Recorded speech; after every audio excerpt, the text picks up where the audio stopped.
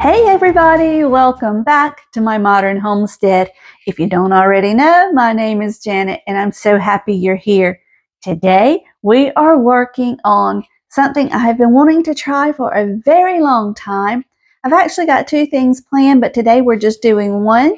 Today we're going to do pineapple cowboy candy. Oh yes, I'm so excited. I cannot wait. We in this house love pepper jelly, so I don't see where we can go wrong with pineapple cowboy candy. So let's hop down here and see what we've got. Let me just jump in here really quick before we get started on this and let you know that if you would like the recipe card, I will be linking one down below the video in the description box, and it will be in my coffee shop, Ko-fi, different people pronounce it differently.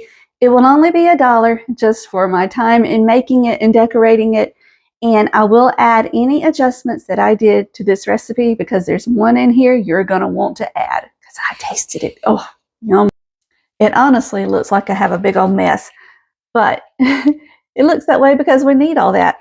First thing, I'm taking off all this jewelry because it's just easier with gloves. Now, as you saw in the intro, at least I think I'm leaving it in there, I have measured out 2 cups of granulated sugar, just plain white sugar. And we're going to start with a fresh pineapple. I just bought it from the store. One little secret. If you smell it, it should smell like pineapple. If it does, it's ripe and ready to use. Then I've got some jalapenos. What we want is to cut up 6 jalapenos, thereabouts, about a cup of peppers. And I don't like a lot of spice. My children don't like a lot of spice. My husband doesn't really care. So I'm going to take out some of the seeds from these peppers. And over here, you can see that I have other things that we need. I have some red pepper flakes, some ginger, some celery seeds, which are optional, just as mustard seeds. I'm not using mustard seeds. And some turmeric. I also have some garlic. We're going to use a couple cloves of those. And there we go. I'm not going to worry if there are some seeds. So we're just going to slice them thinly, just like so. And these jalapenos are kind of big, so I'm going to use around a cup. We're not going to be fussy with it. And then we're going to use about 3 cups of pineapple.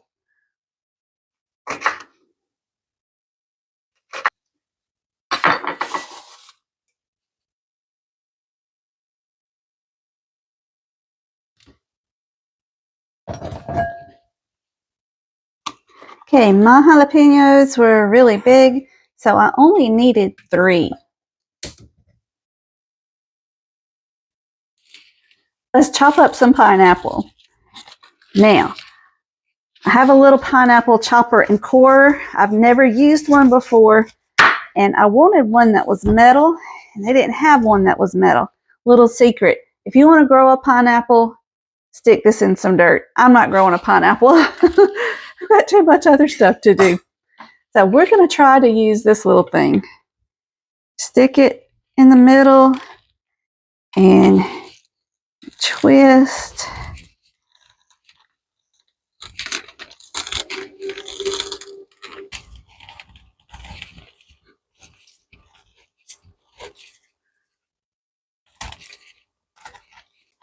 Okay. Oh, that was hard. Oh my goodness. Look, it's easier if you cut off the bottom. Oh, that made a heart. Oh, too cute. Okay, there we go. And I don't know how to get it out. I think you take this off.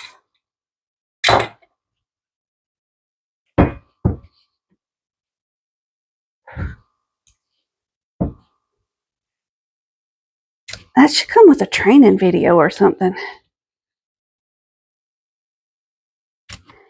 One thing I didn't tell you is I've got my jars going in the back in the canner. I need to go turn them off because I don't know how long they've been boiling. It's a long time. All right. Here we go. And that piece doesn't want to come out. Voila. I'm just going to leave the core there for now. Break that piece off because I feel a piece of core in it. And we're just going to chop this up into little bite-sized pieces.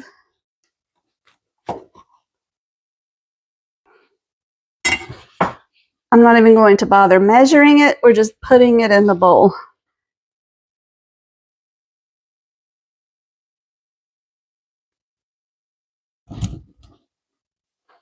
Okay, y'all, the rest of this should be really easy. Let's go over to the stove and get it all together, and I'll tell you the rest of what goes in here. Okay, so in here we have our 2 cups of sugar. We need 1 cup of apple cider vinegar. Then we need 2 tablespoons of lemon juice, and this is optional, but I'm going to use it. You don't need it for acidity because you've got the vinegar. Whoops. Well, it helps if you keep it in the spoon and in the pan. But you know, you do you. And we need, you can use, like I said, mustard seeds. That would be 1 teaspoon, but I'm not using those. I am using 1/2 of a teaspoon of celery seeds. Then we're going to use 1 teaspoon of ground ginger. You can use fresh if you would like. Use a teaspoon or teaspoon and a half. Just cut it up really finely or slice it. Then turmeric, we're going to use 1/2 of a teaspoon. Again, that's optional. You don't have to have it. It does add some, sorry, I'm moving y'all. It's optional. You don't have to have it. It does add some flavor. I am going to add just a little bit of black pepper.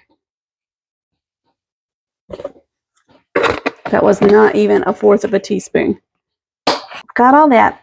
So let's just bring this up to a boil. We're going to let this sugar dissolve, and then we'll add in our pineapple, our jalapenos, and our garlic. And some dried pepper flakes. I'm using Korean red pepper, but whatever works for you. And if you don't want it, that's fine. You don't have to put it in there. You want to keep a close eye on this and keep stirring so that the sugar doesn't stick to the bottom and burn until it dissolves. And ours is pretty well dissolved. It's almost up to a boil. I'm just going to go wash up some of these things sitting around, and we'll be right back. Okay, this is almost at a boil. Now, this is not in the recipe. This is just something that I guess my ancestors are talking to me. I'm just going to add a little pinch. That's not even 1/8 of a teaspoon there. And that is ground cinnamon. I think it will just add some warmth to the pineapple. I just love those flavors together. So it was just screaming at me to do it, so I did it. Now this is right at a boil. Let's give it just a second and we'll add in the pineapples. Okay, we are at a boil. Let's just add in the pineapple and the jalapenos very carefully. Don't splash it on you. Yeah. Let's give it a good mix.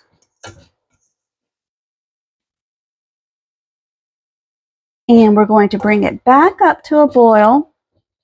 And we're going to let it cook. Oh my goodness, if y'all could smell this. Oh, whoa. Oh, almost forgot the pepper flakes. 1 tablespoon of red pepper flakes. Y'all, that smells so good. And those pepper flakes are optional. If you don't want them, it's perfectly fine to leave them out. The red Korean pepper flakes have a warmer, sweeter flavor than like just red pepper flakes that are in the little jars in the store. I order mine on Amazon. I love to use them in so many things. All right, and we're going to put a lid on this, and when it comes back to a boil, we'll start timing it for around 10 minutes. We're going to let it get a little syrupy. Now, I heard you screaming at me. I forgot the garlic. You want to use 3 cloves of garlic. Mine looks like more than that because it went all over the place when I was peeling it.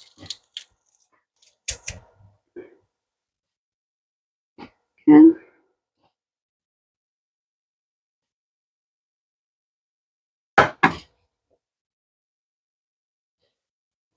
Little zhuzh around the pan.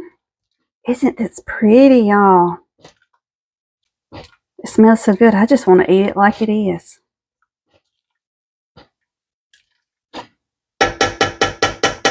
All right. And we're going to turn it down because we don't want it at a raging, rolling boil. Just a simmer. Okay, this is back up at a boil. I'm going to put the lid on it. And let's go set everything up to get it ready to go into jars. Okay, I've got all my stuff cleaned up, except for those 2. Now, what I like to do is go ahead and have my rings ready. I like to have my funnel, my jar lifter, and my ladle.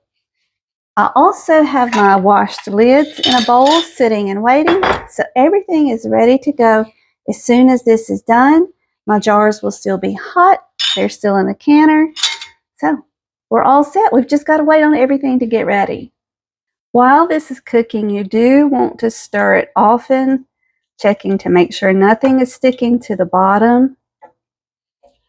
And this has been cooking for about 15 minutes. So we're about to just pull it off and get to canning. Y'all, I tasted this. I pulled out just a little piece of pineapple. Oh, I cannot wait until it's done. I cannot imagine how it's going to taste when it's canned and has been sitting a while, because you do want to leave this for a week once you've canned it to let all the flavors really mingle. But y'all, just like this out of the pot, I could just eat it. It's warm. It's really warm, but it's not so hot that you can't take the heat. So good, y'all. Let's go ahead and pull it off. Okay, let's pull out our jars. Okay, I don't think we're going to need any more than that, but if we do, we've got them. Now, what I'm going to do is use a slotted spoon and fill the jars to about a 1/2 inch headspace.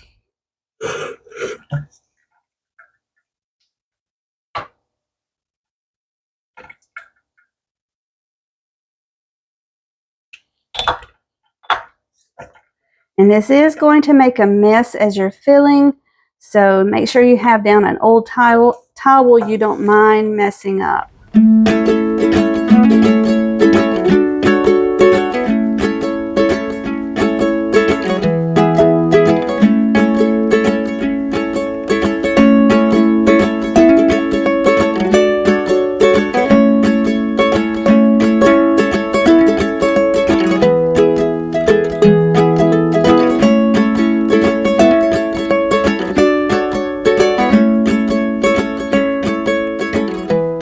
Okay, now we're going to use the ladle and take the extra syrup and fill it to cover the pineapple to 1/2 inch headspace. Because of the way the pineapple sits in here, some of it looks like it's over a 1/2 inch, some of it doesn't quite look like it's a 1/2 inch, but just as long as you're close. See if we knock that pineapple down in there, it looks better. Okay, now you want to wipe the rim of the jars. And if you're not new to canning, this is all old news to you, but there are always new canners joining, so I like to be very detailed in my videos.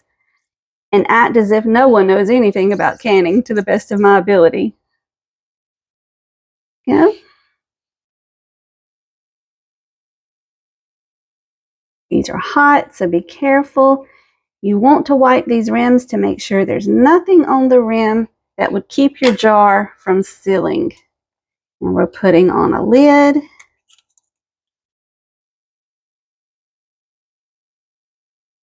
And a ring. And the ring, you just do finger tight. Once it starts turning on a towel, it's done. You don't need to tighten it anymore.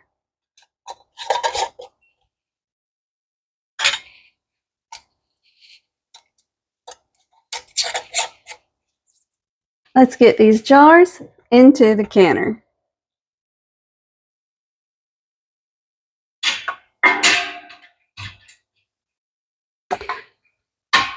I will say one thing I forgot to do was debubble the jars. We're just going to cross our fingers and hope for the best on that one. Here in this part, you'll see me pouring water into the canner to cover the jars. And one of my jars tilted a little bit, so I used the tongs to sit it back up. And I also used the tong to make sure the water measured an inch. Then we covered the pot to let it come up to a boil. And we wanted it to come up to a rolling boil so that we could start the timer for 10 minutes.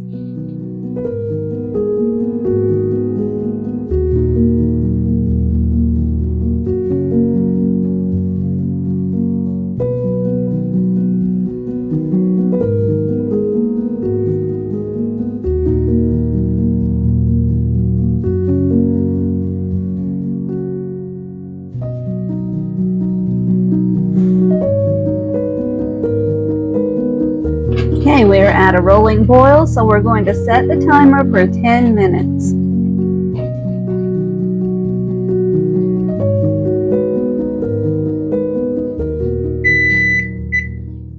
Okay, our timer has gone off, so we're going to turn off the eye and remove the lid. Yow! That's hot. It popped out from under that lid, so be careful. Sorry, didn't mean to fog y'all up. When you open it, remove the lid away from you and the camera. Now, we're not going to do anything to these jars until the water in here becomes completely still. At that time, and only at that time, will we remove the jars. That helps prevent a lot of siphoning out of the jars, because if you remove it now, the brine in there is still boiling a lot, and you run a greater risk of it boiling over. I've learned over the years to just leave my jars alone for a few minutes. It's not going to hurt them before you remove them. Okay, our water is still. Let's take these out and move them over to the cooling table.